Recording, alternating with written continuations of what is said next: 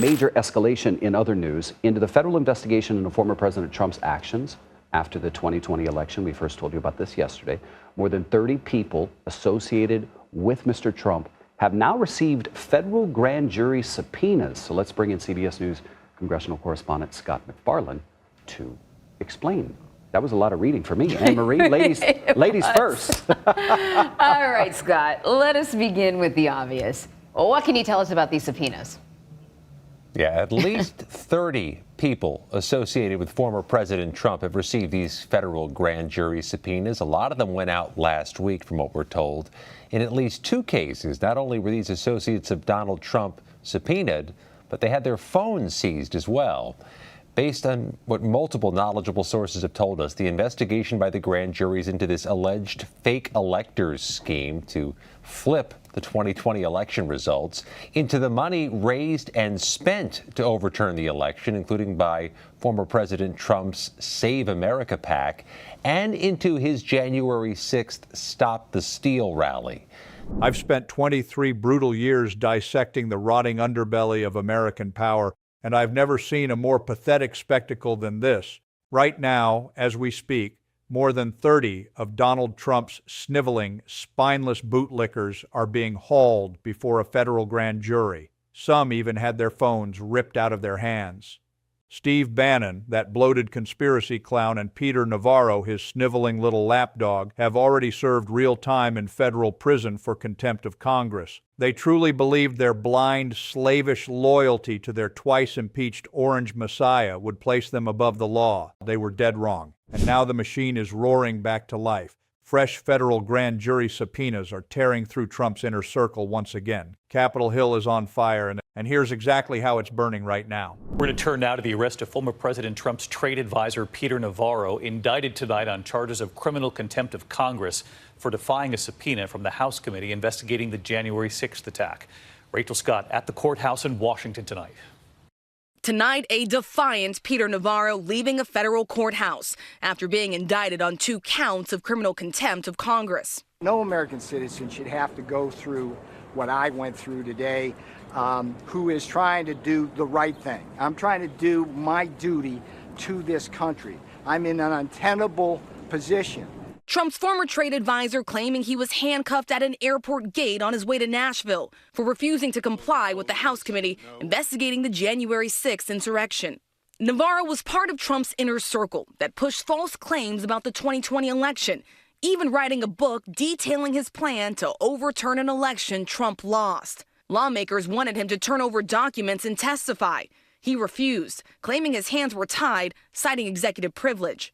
Beyond those contempt convictions, the January 6th committee did something truly historic. They issued a criminal referral straight to the Justice Department, demanding Donald Trump himself be charged with multiple felonies, inciting insurrection, conspiracy to defraud the United States, and obstruction of an official proceeding. They even named his favorite lapdogs, Meadows, Giuliani, Eastman, and Clark, as co-conspirators. These clowns really thought hiding behind executive privilege and sucking up to their orange messiah would save them. How pathetic. Trump's entire inner circle is learning the hard way. Loyalty to a loser doesn't trump the law. This isn't coming. This already happened. And it's all on the record. Kayleigh, give us a sense of what you're learning.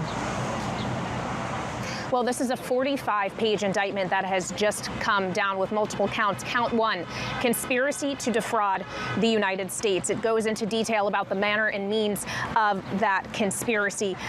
Again, very long indictment that has a lot of detail in regard to that first count. Strolling through the indictment here, again, reminding you that this is the 3rd indictment the former president is facing, the 2nd federal run in this investigation into January 6th in efforts to overturn the 2020 election. The first count I just ran through. The second count, conspiracy to obstruct an official proceeding. That Donald J. Trump did knowingly combine, conspire, confederate, and agree with co-conspirators, known and unknown to the grand jury, to corruptly obstruct and impede an official proceeding that is the certification of the electoral vote in violation of Title 18 of the U.S. Code. Now, while Trump's latest indictment is still fresh, a powerful new wave of lawmakers is striking back hard. They're demanding fresh criminal investigations and referrals targeting his loyal officials, accusing them of shielding white-collar criminals and turning the Justice Department into Trump's personal revenge machine. As Harvard constitutional law professor Lawrence Tribe recently warned, this is the most brazen weaponization of federal law enforcement in modern American history. Trump's bootlickers genuinely believed they could weaponize the government, protect their rich donors, and walk away untouched. How foolish. Capitol Hill isn't just talking about accountability anymore. It has already sent people to federal prison, and right now it's loading up for round 2. Let me answer that question. This is not about fighting crime. This is about Donald Trump searching for any justification to deploy the military in a blue city, in a blue state, to try and intimidate his political rivals. This is about the President of the United States and his complicit lackey, Stephen Miller, searching for ways to lay the groundwork to circumvent our democracy, militarize our cities, and end elections. There is no emergency in Chicago that calls for armed military intervention. Let me take a moment to explain why this current moment on Capitol Hill is so significant. It is not merely another chapter in partisan warfare. It represents a fundamental test of whether congressional oversight still has real meaning in the face of executive power. The contempt votes and criminal referrals issued by the January 6th committee were never intended as symbolic gestures. They were the opening salvo. They established clear precedents that Congress possesses both the constitutional authority and the practical mechanisms to hold even the most powerful figures accountable when they defy lawful subpoenas. Let's examine the legal foundation because precision matters here.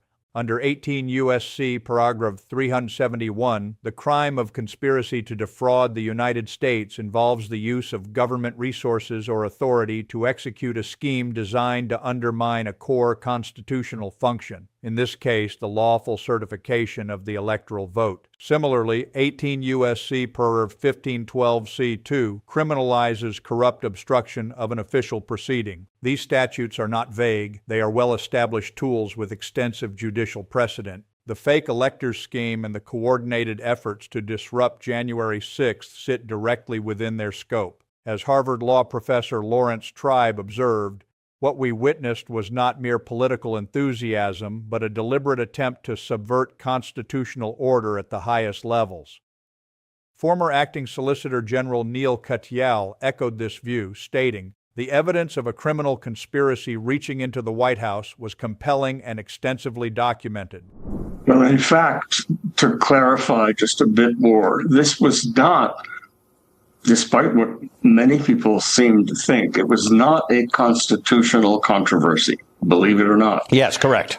All 9 justices agreed that the Constitution gives only Congress the power to tax and impose tariffs. The only question is whether the International Emergency Economic Powers Act was an act by which Congress delegated that power to the president. The court read the act. It was a simple case, actually very simple. And it said, no, the act does not give the president any tariff-imposing power. End of case. That's why most people, me included, had no trouble predicting this would be a decision against the president. It was also not so strange that the case reached the court, because Neil and his client, Mr. Woldenberg, sued in a federal district court. That case ended up being dismissed by the U.S. Supreme Court, saying the district court didn't have jurisdiction. It was the Court of International Trade that had jurisdiction. That court read the law simply and said the president doesn't have the power under the International Emergency Economic Powers Act.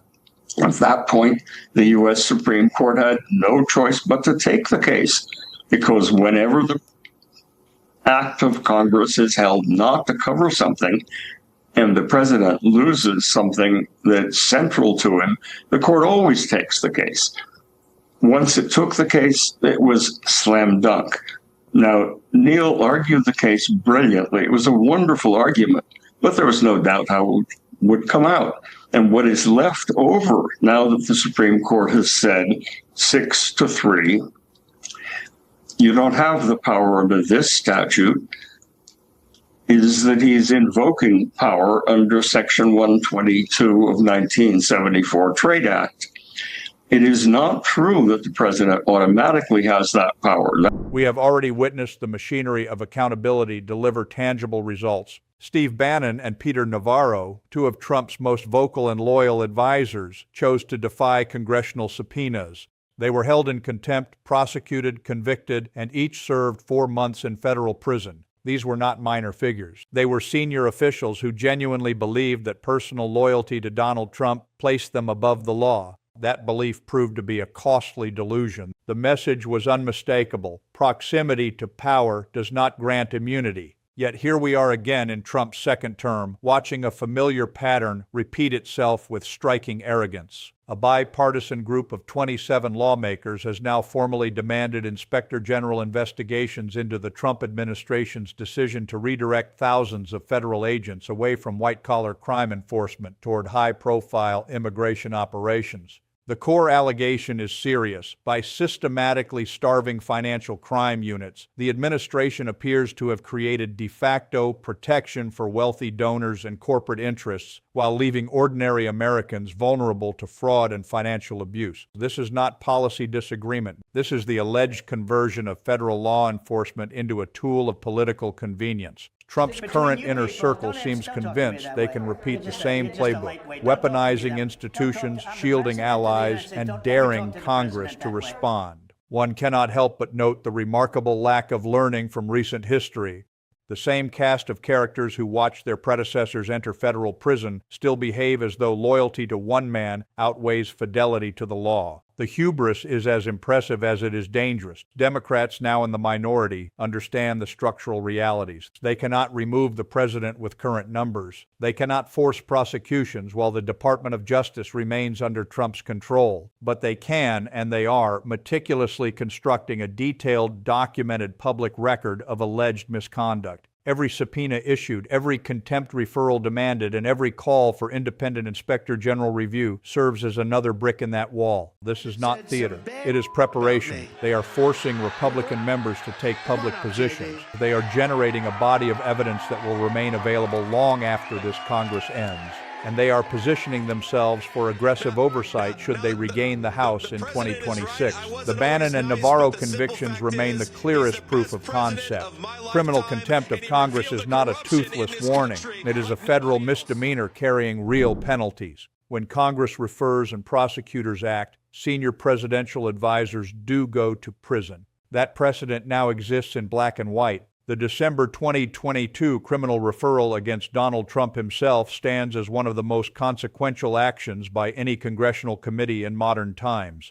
After exhaustive investigation, the committee recommended charges including inciting insurrection, conspiracy to defraud the United States, and obstruction of an official proceeding. They named Mark Meadows, Rudy Giuliani, John Eastman, Jeffrey Clark, and others as potential co-conspirators. That referral does not vanish simply because the current Justice Department chooses inaction. It remains part of the permanent historical and legal record. What strikes me most personally is the sheer repetition of error. These are intelligent people who watch Bannon and Navarro pay the price, yet they continue to act with the same sense of impunity. It suggests a culture within Trump's orbit where loyalty has completely eclipsed judgment, a dangerous combination in any administration, but especially one already operating under multiple legal clouds. In the coming 6 to 12 months, we should expect additional subpoenas, particularly targeting figures like Pam Bondi regarding the handling of Epstein-related documents and other senior appointees. Should Democrats regain control of the House in the 2026 midterms, the accountability apparatus will shift rapidly from documentation to full deployment, sweeping investigations, fresh criminal referrals, and contempt proceedings backed by a potentially more cooperative Justice Department environment. Capitol Hill is indeed on fire. The mechanisms of congressional oversight have already demonstrated they can deliver real consequences. Bannon and Navarro experienced those consequences firsthand. Trump's current circle of advisors now finds itself operating in the shadow of those precedents. The walls are not merely closing in, they are accelerating.